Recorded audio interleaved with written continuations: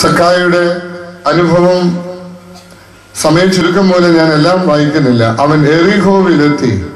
കടന്നു പോകുമ്പോൾ ചുങ്കക്കാരിൽ പ്രമാണിയും ധനവാനുമായ സക്കായി എന്ന് പേരുള്ള ഒരു പുരുഷൻ, സക്കായി ഒരു പുരുഷനായിരുന്നു, യേശു എങ്ങനെയുള്ളവനെന്ന് കാണുവാൻ ശ്രമിച്ചു. വളർച്ചയിൽ കുറിയവൻ ആകൊണ്ട് പുരുഷാര നിമിത്തം കഴിഞ്ഞില്ല. എന്നാലേ അവൻ മുൻപോട്ട് ഓടി അവനെ കാണേണ്ടതിന് ഒരു കാട്ടത്തിമേൽ കയറി. യേശു ആ വഴിയായി വരികയായിരുന്നു. അവൻ ആ സ്ഥലത്തെത്തിയപ്പോൾ മേലോട്ട് നോക്കി, സക്കായിയെ, വേഗം ഇറങ്ങി വാ, ഞാൻ ഇന്ന് നിന്റെ വീട്ടിൽ പാർക്കേണ്ടതാകുന്നു എന്നവനോട് പറഞ്ഞു. അവൻ ബന്ധപ്പെട്ട് ഇറങ്ങി സന്തോഷത്തോട് അവനെ കൈക്കൊണ്ടു. കണ്ടവർ എല്ലാം അവൻ ഭാവിയായി മനുഷ്യനോട് കൂടെ പാർപ്പാൻ പോയി എന്ന് പറഞ്ഞ് പിറുപിറുത്തു. സക്കായി നിന്നുകൊണ്ട് കർത്താവിനോട്, കർത്താവേ, എന്റെ വസ്തുവകയിൽ പാതി ഞാൻ ദരിദ്രർക്ക് കൊടുക്കുന്നുണ്ട്. വല്ലതും ചതിവായി വാങ്ങിയിട്ടുണ്ടെങ്കിൽ 4 മടങ്ങ് മടക്കി കൊടുക്കും എന്ന് പറഞ്ഞു. യേശു അവനോട്, ഇവനും അബ്രഹാമിന്റെ പുത്രനാകിയാൽ ഇന്ന് ഈ വീട്ടിന് രക്ഷ വന്നു. ഞാൻ അവിടെ നിർത്തുകയാണ്. വിശുദ്ധ ലൂക്കോസിന്റെ സുവിശേഷം നമ്മൾ വായിക്കുമ്പോൾ മറ്റു സുവിശേഷകന്മാര് വിട്ടുകളഞ്ഞു എന്ന് ഞാൻ പറയുന്നില്ല, പക്ഷെ ചേർക്കാൻ വിസ്മരിച്ചു പോയ പല ശ്രദ്ധേയമായ കാര്യങ്ങളും ഉൾക്കൊള്ളിക്കുവാൻ ശ്രമിച്ച ഒരാളാണ് വിശുദ്ധനായ ലൂക്കോസ് എവങ്കേലിയസ്ത. അതിലൊന്നാണ് സക്കായിയുടെ സംഭവം. മറ്റൊന്നാണ് യേശുവും ധനവാന്റെ വീട്ടുപടിക്കൽ കിടന്ന ലാസർ, ധനവാനും ലാസറും. മറ്റൊന്നാണ് നല്ല ശമരിയക്കാരന്റെ ഉപമ. മറ്റൊന്നാണ് മുടിയനായ പുത്രന്റെ അനുഭവം. ഇങ്ങനെ നമ്മൾ നോക്കുകയാണെങ്കിൽ മറ്റ് സുവിശേഷകന്മാർ ചേർക്കാൻ വിസ്മരിച്ചു പോയതായിരിക്കാം. അങ്ങനെയുള്ള പരമപ്രധാനമായിട്ടുള്ള കാര്യങ്ങൾ തന്റെ സുവിശേഷത്തിൽ ഉൾക്കൊള്ളിക്കുവാൻ ലൂക്കോസ് എവങ്കേലിയസ്ത പരമാവധി പരിശ്രമിക്കുന്നു. നമ്മുടെ ശുശ്രൂഷ ക്രമത്തിൽ ഭവനവാഴ്വിന്റെ വീട് കൂദാശയ്ക്ക് ഉപയോഗിക്കുന്നത്, എവങ്കേലി വായിക്കുന്നത് ഈ വേദഭാഗമാണ്. ബൈസന്റൈൻ ഓർത്തഡോക്സ് ചർച്ചിൽ നിങ്ങൾക്കറിയാം, ഓർത്തഡോക്സ് സഭകൾ പല ഫാമിലീസ്, കുടുംബങ്ങളിൽപ്പെട്ടവരുണ്ട്. നാം ഉൾക്കൊള്ളുന്ന ഓർത്തഡോക്സ് സഭകൾ ഓറിയന്റൽ ഓർത്തഡോക്സ് സഭാ വിഭാഗത്തിൽപ്പെട്ടവരാണെങ്കിൽ ബൈസന്റൈൻ ഓർത്തഡോക്സ് പാരമ്പര്യത്തിൽ വലിയ നോയമ്പ് തുടങ്ങുന്നതിന് മുമ്പുള്ള 5ാമത്തെ പുറകിലത്തെ ഞായറാഴ്ച, ഏകദേശം ഇന്നേക്ക് 1-2 ഞായറാഴ്ചകൾ പുറകിൽ അവരുടെ ദേവാലയങ്ങളിൽ വിശുദ്ധ കുർബാനയിൽ എവങ്കേലി വായിക്കുന്നത് ഈ സക്കായിയുടെ സംഭവമാണ്. അതുകൊണ്ട് ബൈസന്റൈൻ ഓർത്തഡോക്സ് സഭയ്ക്ക് ദ സാക്കിയസ് സൺഡേ, സക്കായിയുടെ ഒരു ഞായറാഴ്ചയുണ്ട്. സഭാപിതാക്കന്മാർ ഈ വേദഭാഗത്തിന് ആലങ്കാരികമായി അനേക വിശേഷണങ്ങൾ, വ്യാഖ്യാനങ്ങൾ കൊടുക്കുന്നുണ്ട്. സക്കായി പൊക്കം കുറഞ്ഞവനായിരുന്നു എന്നുള്ളത് വിശുദ്ധനായ അംബ്രോസ് പറയുന്നത് വിശ്വാസത്തിൽ ഉള്ള പൊക്കക്കുറവാണ്. അവന് സുഹൃത ജീവിത അനുഭവത്തിലുള്ള പൊക്കക്കുറവാണ്. അതുകൊണ്ടാണ് യേശുവിനെ നേരിട്ട് കാണാൻ അവന് കഴിയാതെ പോയത് എന്ന് പറയുന്നവരുണ്ട്. പുരുഷാര നിമിത്തം അവനെ കാണാൻ കഴിയാതെ പോയതിനെ കുറിച്ചുള്ള വ്യാഖ്യാനമുണ്ട്. അവൻ വൃക്ഷത്തിന്റെ മുകളിൽ കയറിയിരുന്നു കൊണ്ട് യേശുവിനെ കാണാൻ ശ്രമിച്ചതിനെ കുറിച്ച് പിതാക്കന്മാർ നൽകുന്ന വ്യാഖ്യാനം, ഈ ലോകത്തിൽ ചവിട്ടി നിന്നുകൊണ്ട്, മണ്ണിൽ നിന്നുകൊണ്ട് മനുഷ്യപുത്രനുമായി നല്ല ഒരു ദർശനം, അനുഭവം ഉണ്ടാക്കാൻ പ്രയാസമാണ്. അതുകൊണ്ട് ലോകത്തിൽ നിന്ന് അല്പം വേറിട്ട് ഇരുന്നെങ്കിലേ യേശുവിനെ കാണേണ്ടതുപോലെ കാണാൻ കഴിയുകയുള്ളൂ എന്നുള്ള വ്യാഖ്യാനങ്ങളുണ്ട്. ഇതൊന്നിലേക്കും കടക്കുവാൻ സമയം എന്നെ അനുവദിക്കുന്നില്ല. വൃക്ഷത്തിന്റെ മുകളിൽ ഇരിക്കുന്ന സക്കായി, വൃക്ഷത്തിന്റെ ചുവട്ടിൽ കൂടി കടന്നു വന്ന ക്രിസ്തു. ഒരുപക്ഷെ വൃക്ഷത്തിന്റെ മുകളിലിരിക്കുന്ന സക്കായിയും മനസ്സറിയുന്ന മനുഷ്യപുത്രനും അല്ലാതെ വേറൊരാളും സക്കായി അവിടെ ഇരിക്കുന്നുണ്ട് എന്നറിയാൻ ഇടയില്ല. സക്കായി ഇരിക്കുന്ന വൃക്ഷത്തിന്റെ ചുവട്ടിൽ വന്നുകൊണ്ട് ഉയരത്തിലേക്ക് നോക്കി അവനെ ക്ഷണിക്കുന്നു.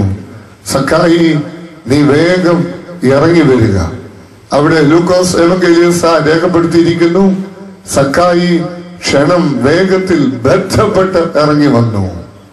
ലൂക്കോസ് എവങ്കേലിയോസായിക്ക് മറ്റ് ഇഷ്ടമുള്ള ഒരു വാക്കാണ്, ഒരനുഭവമാണ് ബന്ധപ്പെട്ടു എന്നുള്ളത്. ആധ്യാത്മിക ജീവിതത്തെ, ക്രിസ്താനുഭവത്തെ ലൂക്കോസ് എവങ്കേലിയോസ അവതരിപ്പിക്കുമ്പോൾ പല സന്ദർഭങ്ങളിൽ ബന്ധപ്പെട്ടു എന്ന് ശ്രദ്ധേയമായി ചേർക്കാനായിട്ട് ശ്രമിക്കുന്നുണ്ട്. കന്യക മറിയാമിനോട് ഗബ്രിയേൽ മാലാഖാവ് നിന്റെ ചാർച്ചക്കാരി എലിസബത്ത് വാർദ്ധക്യത്തിൽ ഗർഭിണിയായിരിക്കുന്നു എന്നുള്ള സന്ദേശം അറിയിച്ചപ്പോൾ എലിസബത്തിനെ കാണുവാനായി പോകുന്ന മറിയാമിനെ കുറിച്ച് ലൂക്കോസ് എവങ്കേലിയോസ അവതരിപ്പിക്കുന്ന ആവിഷ്കാരം അവൾ ബന്ധപ്പെട്ട് മലനാട് കയറിപ്പോയി എന്നാണ്. ദൈവാനുഭവത്തിന്റെ പ്രതിഫലനങ്ങൾ ബന്ധപ്പാടുകളിലൂടെയാണ് ലൂക്കോസ് എവങ്കേലിയോസ കാണുന്നത്. ദൈവാനുഭവത്തെ അതിന്റെ പൂർണ്ണതയിലേക്ക് നയിക്കുന്നത് ചില ബന്ധപ്പാടുകളുടെ അനുഭവങ്ങളാണെന്ന് അടുത്തറിയുവാൻ ലൂക്കോസ് എവങ്കേലിയോസ ശ്രമിക്കുന്നുണ്ട്. ഇടയന്മാർ യേശു പിറന്നത് അറിയുന്ന വേളയിൽ ബേത്ലഹേമോളം പോകുന്നത്, അവര് ഉണ്ണിയേശുവിനെ കാണുവാനായിട്ട് പോകുന്നത്, കാലിത്തൊഴുത്തിലുള്ള കർത്താവിനെ കാണുവാനായിട്ട് പോകുന്നത് ബന്ധപ്പെട്ടാണ് എന്ന് ലൂക്കോസ് എവങ്കേലിയോസ വളരെ ശ്രദ്ധേയമായി ചേർത്തിരിക്കുന്നു. പ്രിയമുള്ളവരെ, സന്ദർഭോചിതമായതുകൊണ്ട് ഞാനൊന്ന് സൂചിപ്പിക്കട്ടെ. ആധ്യാത്മിക ജീവിതത്തെ ലാഘവ മനോഭാവത്തോടും അലസതയോടും വിരസതയോടും കാണുവാനും കൈകാര്യം ചെയ്യുവാനും ശ്രമിക്കുന്ന ഒരു തലമുറയ്ക്ക് ലൂക്കോസ് എവങ്കേലിയോസായുടെ ആധ്യാത്മിക ഓർമ്മപ്പെടുത്തൽ ഒരു ആവേശകരമായ അനുഭവമായിരിക്കട്ടെ. ബന്ധപ്പെട്ട്, ഇത് ആധ്യാത്മികത എന്ന് പറയുന്നത് ബന്ധപ്പാടിന്റെ ഒരനുഭവത്തിലൂടെ ഉണ്ടായെങ്കിലേ അതിന്റെ ആഴവും അതിന്റെ വ്യാപ്തിയും അതിന്റെ ആവേശവും ഉൾക്കൊള്ളുവാനായിട്ട് കഴിയുകയുള്ളൂ. എന്തുകൊണ്ടാണ് പൗരസ്ത്യ ആരാധനക്രമത്തിൽ കുമ്പിട്ട് നമസ്കരിക്കുന്നതെന്ന് പറയുന്നത്? ഇന്ന് പലരും ഈസി ചെയർ പോലെയുള്ള ഇരിപ്പിടങ്ങൾ തേടുകയും വളരെ സൗകര്യമായി, അതുകൊണ്ടാണല്ലോ പള്ളികളിൽ ഇപ്പോൾ കസേരകളുടെ എണ്ണം കൂടി വരുന്നത്. അത് ചിക്കൻ ഗുനിയ വന്നത് കൊണ്ടാണ് എന്ന് ഞാൻ കരുതുന്നില്ല. നമ്മുടെ അലസതയുടെ ഒരു ആത്മാവും ഇതിന്റെ അകത്തുണ്ട്. പണ്ടുണ്ടായിരുന്നവരെ കല്ലുപ്പാറ മണപ്പുറത്ത് അവർക്ക് വരുവാൻ യാത്രാ സൗകര്യങ്ങളില്ലായിരുന്നു. ബന്ധപ്പെട്ടാണ് വന്നിരുന്നത്. ബന്ധപ്പെട്ട് വന്നവർ ഇവിടെ ഇരുന്നതും ബന്ധപ്പെട്ടാണ്, മടങ്ങിപ്പോയതും ബന്ധപ്പെട്ടാണ്. അവരുടെ ആധ്യാത്മിക അനുഭവത്തിൽ, ജീവിതത്തിൽ ഈ ബന്ധപ്പാട് അനുഗ്രഹത്തിന്റെ, ആവേശത്തിന്റെ ചില അലയടികൾ ഉയർത്തുന്നുണ്ട്. പോകട്ടെ പ്രിയമുള്ളവരെ, സക്കായി ബന്ധപ്പെട്ട് ഇറങ്ങി വന്നു. ബന്ധപ്പെട്ട് ഇറങ്ങി വന്ന മനുഷ്യനോട് യേശു ആവശ്യപ്പെടുന്നു, സക്കായി, നിന്റെ ഭവനത്തിൽ എനിക്ക് ഒരു ഇടമുണ്ടാകണം. സക്കായി, നിന്റേതെന്ന് അവകാശപ്പെടുന്നിടത്ത്, നിന്റെ സ്വന്തം എന്ന് നിനക്ക് പറയാൻ ആർക്കും, സ്വന്തമായി ഭവനമുള്ളവർക്ക് സ്വന്തം എന്ന് പറയുന്നത് ഒന്നാമത്തേത് കുടുംബമായിരിക്കുമല്ലോ, വീടായിരിക്കുമല്ലോ, ഭവനമായിരിക്കുമല്ലോ. സക്കായിയുടെ ഒന്നാമത് എന്നുള്ളതിലേക്ക് ഒരിടം തേടുന്ന യേശു, ഞാന് ഇന്ന് നിന്റെ വീട്ടിൽ പാർക്കേണ്ടിയിരിക്കുന്നു. സക്കായി, നിന്നോടുകൂടി നിന്റെ ഭവനത്തിൽ നിന്റെ ഒന്നാമത് ആയിട്ടുള്ളതിൽ ആകുവാൻ ഞാൻ ആഗ്രഹിക്കുന്നു. സക്കായിയോട് ഇടം തേടുന്ന യേശു ക്രിസ്തു, ഇടം കൊടുക്കുന്ന സക്കായി. ഇതിന്റെ വരും വരായികൾ ഒന്നും ചിന്തിച്ചുകൊണ്ടോ ആലോചിച്ചുകൊണ്ടോ ഒന്നുമായിരിക്കുകയില്ല. അവൻ ഒരു വ്യക്തിയെ കാണുവാനായിട്ട് ആഗ്രഹിച്ച വ്യക്തി അവനെ പേര് ചൊല്ലിയാണ് വിളിക്കുന്നത്. എത്ര സൗഹൃദമാണ് പേര് ചൊല്ലി വിളിക്കുമ്പോൾ ഉണ്ടാകുന്നത്. എന്റെ പേര് കൂടി അവൻ അറിയുന്നുണ്ടല്ലോ എന്നുള്ളത്. ഇറങ്ങി വന്നവനോട് തേടുന്നു, ഇടം തേടുന്നു. ചോദിക്കുന്നത് ഒരു സ്പേസ്, ഒരല്പസ്ഥലമാണ്. അത് കൊടുക്കുവാനായി സക്കായി തയ്യാറായി കഴിഞ്ഞു. സക്കായി തയ്യാറായി കഴിഞ്ഞപ്പോൾ സക്കായി തന്നെയാണ് അടുത്ത പ്രഖ്യാപനം നടത്തുന്നത്. സക്കായി നടത്തിയത് 2 പ്രഖ്യാപനങ്ങൾ. എന്റെ സമ്പത്തിന്റെ പകുതി ദരിദ്രർക്ക്. സക്കായി 2ാമത് പ്രഖ്യാപനം നടത്തുന്നു. ആരോടെങ്കിലും അവിഹിതമായി അന്യായമായി അനർഹമായി ഞാൻ സമ്പാദിച്ചിട്ടുണ്ടെങ്കിൽ വാങ്ങിയിട്ടുണ്ടെങ്കിൽ അതിനെല്ലാം 1/4 ഇരട്ടി. പ്രിയമുള്ളവരെ, ഈ സന്ധ്യക്ക് എനിക്ക് ഓർപ്പിക്കാനായിട്ടുള്ളത്, ഇടം തേടുന്ന ക്രിസ്തുവിന് ഇടമൊരുക്കുവാൻ സക്കായി തയ്യാറായപ്പോൾ അവന്റെ ഭാഗത്ത് നിന്ന് ചില കാര്യങ്ങൾ അവൻ പ്രഖ്യാപിച്ചു. ഇത് കേട്ട ക്രിസ്തുവും ഒരു വലിയ പ്രഖ്യാപനം അവിടെ വെച്ച് തന്നെ നടത്തുന്നു. ഇവനും അബ്രഹാമിന്റെ പുത്രനാകിയാൽ ഇന്ന് ഈ ഭവനത്തിന്, ഈ വീടിന് രക്ഷ വന്നു. പ്രഖ്യാപനങ്ങൾ ചില വ്യക്തികൾ നടത്തുന്ന സമയത്ത് പ്രതിപ്രഖ്യാപനങ്ങൾ നടത്തുന്നത് യേശുവിന്റെ ജീവിതത്തിന്റെ ഭാഗമാണ്. നിനക്ക് മനസ്സുണ്ടെങ്കിൽ എന്നെ സൗഖ്യമാക്കുവാൻ നിനക്ക് കഴിയും എന്നുള്ള ഒരു പ്രഖ്യാപനത്തിന് ഉടനെ തന്നെ പ്രതിപ്രഖ്യാപനം ഉണ്ടായി. അവനെ തൊട്ടുകൊണ്ട് എനിക്ക് മനസ്സുണ്ട്, നീ ശുദ്ധമാകുക എന്ന്.